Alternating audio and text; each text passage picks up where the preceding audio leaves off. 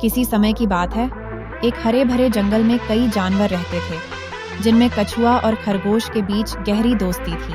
खरगोश तेज, चंचल और आत्मविश्वास से भरा था, जबकि कछुआ धीरे धीरे चलने वाला और विचारशील।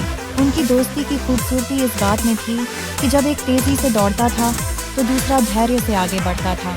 एक दिन खरगोश ने अपने तेज दौड़ने के कौशल पर गर्व करते हुए कहा, मैं जंगल का सबसे तेज दौड़ने वाला जानवर हूँ। उसके इस घमंड से सभी जानवर चिढ़ गए। कछुए ने चकित होकर कहा, क्या तुम मुझसे दौड़ने की चुनौती दोगे?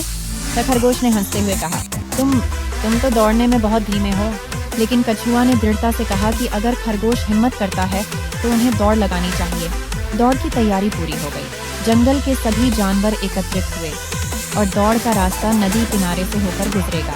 जब दौड़ शुरू हुई तो खरगोश तेजी से दौड़ने लगा, जबकि कछुआ धीरे धीरे आगे बढ़ा। खरगोश ने कछुए को पीछे छोड़ दिया और आराम करने का निर्णय लिया, यह सोचकर कि उसे जीतने में कोई समस्या नहीं होगी।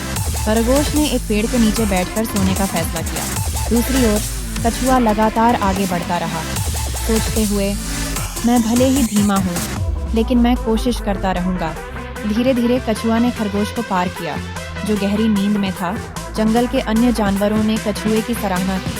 कुछ समय बाद खरगोश की नींद खुली और उसने देखा कि कछुआ काफी आगे बढ़ चुका है।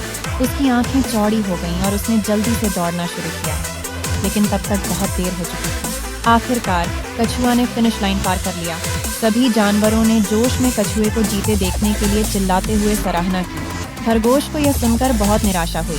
उसने कछुए के पास जाकर कहा, मुझे तुम पर गर्व है दोस्त। तुमने साबित किया कि मेहनत और धैर्य से कुछ भी हासिल किया जा सकता है।